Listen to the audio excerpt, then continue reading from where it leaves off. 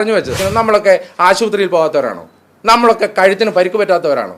കഴുത്തിന് പരിക്ക് പറ്റിയ ഗുരുതരമായ അസുഖമുള്ള ഒരാൾ കാറിൽ, അതും പണി നടക്കുന്ന റോഡിലൂടെ ഒരു ഇന്നോവ കാറിൽ എങ്ങനെയാണ് വന്നത്?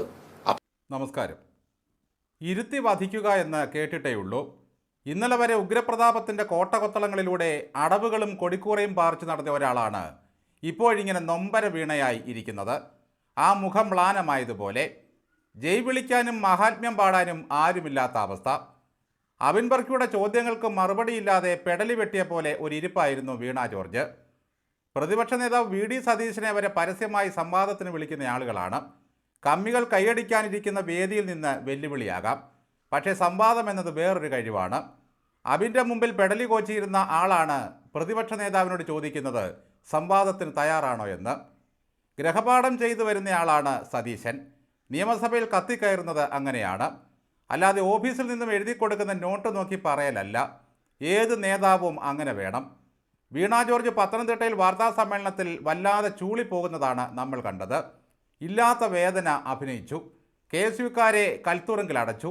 ഈ കള്ളക്കഥ അടുത്തിരുത്തി അബിനങ്ങോട്ട് വിവരിച്ചപ്പോൾ ഉത്തരം മുട്ടിപ്പോയി വീണയ്ക്ക്.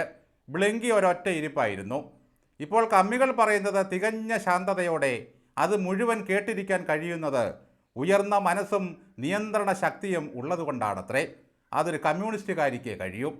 എന്നാൽ അവർ ചൂളുന്നതും ഇറങ്ങിപ്പോകാൻ കഴിയാതെ പെട്ടുപോയതുമായ കാഴ്ചകളാണ് നമ്മൾ കണ്ടത്. ഇറങ്ങിപ്പോയാൽ ഉത്തരം മുട്ടി മന്ത്രി മുങ്ങിയെന്ന് അടുത്ത വാർത്ത വരുമെന്ന് അവർക്കറിയാം. അന്ന് റെയിൽവേ സ്റ്റേഷനിൽ വെച്ച് എന്തൊരു ചീറലായിരുന്നു വീണ ജോർജ്. അധികാരത്തിൻ്റെ ദംഷ്ട്രയ്ക്ക് ഇത്രമാത്രം മൂർച്ച ഉണ്ടാകുമെന്ന് ജനങ്ങൾ തിരിച്ചറിഞ്ഞു. പിന്നീട് നടന്ന നാടകങ്ങളെല്ലാം ഒന്നൊന്നായി അബിൻ വർക്കി എടുത്തങ്ങ് പ്രയോഗിച്ചു. എവിടെ അവർ, എന്നെ വിടൂ എന്ന് പറഞ്ഞാണ് വീണ പോലീസുകാരോട് തട്ടിക്കയറിയത്. മാഡം, അവർ പോയി. അത് പോലീസുകാർ പറഞ്ഞപ്പോഴാണ് വീണ ശാന്തയായത്. വർക്കി എന്നെ അപമാനിച്ചു എന്ന് പറഞ്ഞ് ഇനി കേസ് കൊടുക്കുമോ എന്തോ. KSUക്കാർ പ്രസ് ക്ലബിൽ ഒളിച്ചിരുന്നുവെന്നും പറഞ്ഞെന്നിരിക്കും. സഖാക്കളുടെ ഇളിഞ്ഞ ചിരിയൊക്കെ പുഞ്ചിരിയാണെന്ന് തോന്നുന്നത് തന്നെ അന്തം കമ്മികൾക്ക് മാത്രമാണ്. പിറയലും തുള്ളലും ആക്രോശവും സമനില തെറ്റിയ പോലെയുള്ള പെരുമാറ്റവും നാഗവല്ലിയായുള്ള പരകായ പ്രവേശവും പിന്നീടുള്ള കഴുത്തു നാടകവും ഒളിച്ചോട്ടവും എല്ലാം ഉണ്ടാക്കിയ പൊളിറ്റിക്കൽ ഇഞ്ചുറി ചില്ലറയല്ല വീണയ്ക്ക്. ആ പരിക്ക് തെരഞ്ഞെടുപ്പ് കഴിയുന്നതോടെ കൂടുതൽ കൂടുകയുള്ളൂ. അവനവൻ്റെ വ്യക്തിത്വം പണയം വെച്ച് രാഷ്ട്രീയ അടിമയായി അധികാരത്തിൻ്റെ മന്ദതയിൽ പ്രവർത്തിക്കുന്നവർക്കുണ്ടാകുന്ന ചെറിയ വീഴ്ചകൾ പോലും എതിരാളികൾ ആയുധമാക്കും. ഭരണവും സ്ഥാനമാനവും ഇല്ലെങ്കിൽ ഒരു പക്ഷിക്കുഞ്ഞ് പോലും തിരിഞ്ഞു നോക്കിയെന്ന് വരില്ല. അധികാരത്തിലിരിക്കുമ്പോൾ മനുഷ്യരോട് മര്യാദയ്ക്ക് പെരുമാറിയാൽ സ്നേഹനിധികളായ മനുഷ്യർ നിങ്ങളുടെ അരികിലേക്ക് ഓടി വരും. അധികാരമില്ലാതെ വഴിയെ നടന്നു പോകുമ്പോഴും അവർ അടുത്തു വരും. അല്ലാത്തപ്പോൾ അടുത്തുകൂടാൻ വരുന്നതൊക്കെ ഭരണക്കൂറുകാരായ സ്വാർത്ഥരായിരിക്കും. അതോടെ PR വർക്കുകാരും പിരിഞ്ഞു പോകും. പരാജയം സംഭവിച്ചാൽ വീണയുടെ രാഷ്ട്രീയ ഭാവിയും തീരും. CPMന് വേണ്ടത് യൂപത്തിൽ കെട്ടിയ പോലെ തങ്ങൾക്ക് മുമ്പിൽ നിൽക്കുന്ന രാഷ്ട്രീയ ബലിമൃഗങ്ങളെ മാത്രമാണ്. വീണ ജോർജിൻ്റെ ഭർത്താവ് പാർട്ടിയോട് പറഞ്ഞ ആവശ്യം ജനങ്ങൾ നടപ്പിലാക്കിയാൽ തീർന്നു കഥ. പിന്നെ പാലത്തിൻ്റെയും ട്രാക്കിൻ്റെയും മേൽപ്പാലത്തിൻ്റെയും കഥകളുമായി വന്നാൽ ഒന്നുമേശില്ല. ഞാൻ ഉണ്ടാക്കിയതാണ് എന്ന മുഴുപ്പും പറഞ്ഞു ചെന്നാൽ ജനം മുഖവിലക്കെടുക്കുകയില്ല. പത്തനംതിട്ട ജില്ല ഉണ്ടാക്കിയ KK നായരെ ജനം മറന്നു തുടങ്ങി. ഇന്ന് പത്തനംതിട്ടയിൽ ഏതെങ്കിലും വികസനം ഉണ്ടായിട്ടുണ്ടെങ്കിൽ അതിൻ്റെ എല്ലാം അടിസ്ഥാനം ആ മനുഷ്യൻ ഉണ്ടാക്കി വച്ച പദ്ധതികളാണ്. ഉദാഹരണത്തിന് കോന്നി മെഡിക്കൽ കോളേജിൻ്റെ കാര്യമെടുക്കൂ. ആ സ്ഥലത്തിൻ്റെ പേര് ആനകുത്തി എന്നാണെന്നും അവിടെ ആന ഇറങ്ങുമെന്നും മെഡിക്കൽ കോളേജിന് പറ്റിയ സ്ഥലമല്ലെന്നും പറഞ്ഞ് അന്നത്തെ ആരോഗ്യമന്ത്രി ശൈലജ നിയമസഭയിൽ പരിഹസിച്ചു. അത് നമ്മൾ കേട്ടതാണ്. അപ്പോഴേക്കും മെഡിക്കൽ കോളേജിൻ്റെ എല്ലാ പണികളും തീർന്നു കഴിഞ്ഞിരുന്നു. സാങ്ഷന് വേണ്ടിയുള്ള അപേക്ഷ കൊടുത്തപ്പോഴാണ് മന്ത്രിയുടെ പരിഹാസം. ഇപ്പോൾ മെഡിക്കൽ കോളേജിൻ്റെ അവകാശിയായി ജനീഷ് കുമാർ മാറി. അടൂർ പ്രകാശ് 4 തൂണ് പണിതിട്ട് പോയി. അതുകൊണ്ട് മെഡിക്കൽ കോളേജ് ആകില്ല എന്നാണ് മേനി പറഞ്ഞു നടക്കുന്നത്. 6 മാസം കൂടുമ്പോഴെല്ലാം പെയിൻ്റ് അടിച്ച് നാടം മുറിക്കുന്നത് കാണാം.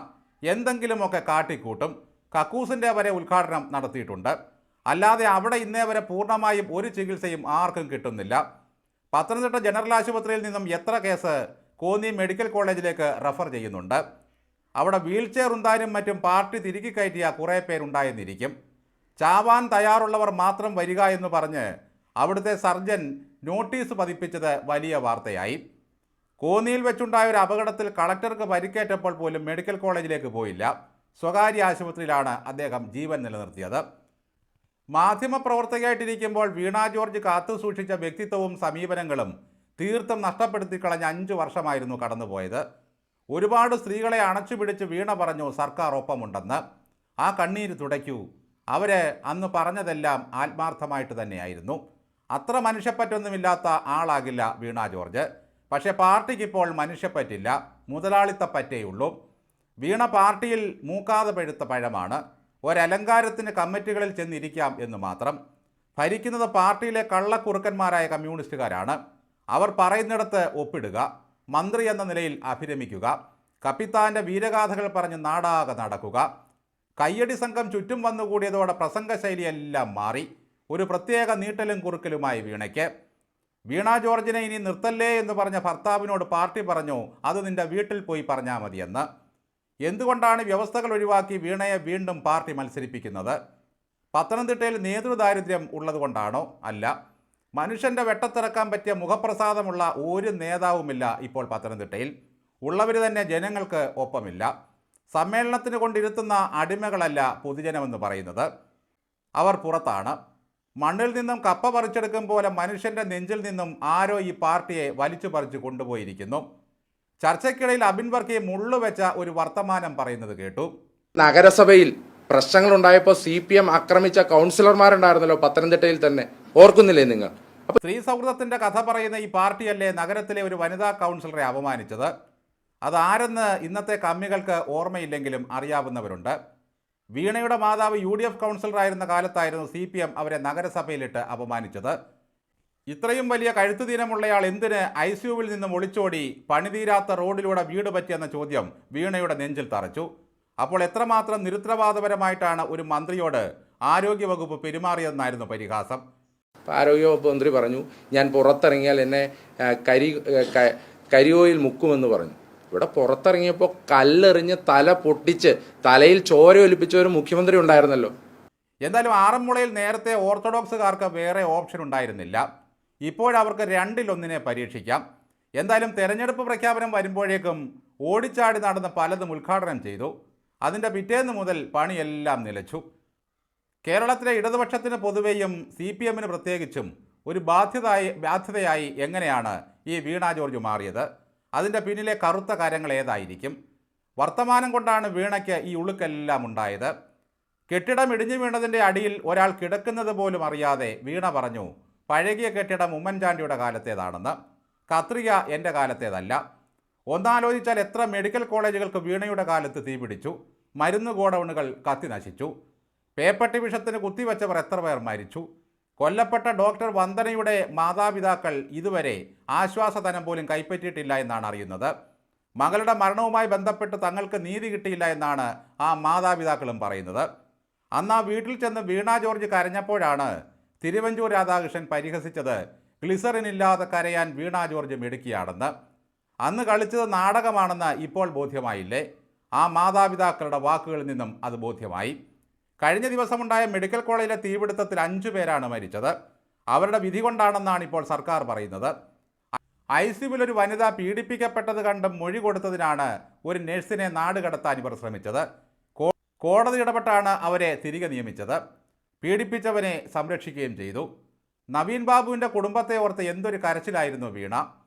കത്രിക ചുമ്മി നടന്ന 2 സ്ത്രീകൾക്കും വീണ ആശ്വാസമായില്ല. ചികിത്സാ പിഴവുകൾക്ക് കൈമുറിക്കേണ്ടി വന്ന കുട്ടിക്ക് സതീശൻ കൃത്രിമ കൈ കൊടുത്തപ്പോഴാണ് വീണയ്ക്ക് ബുദ്ധി ഉദിച്ചത്.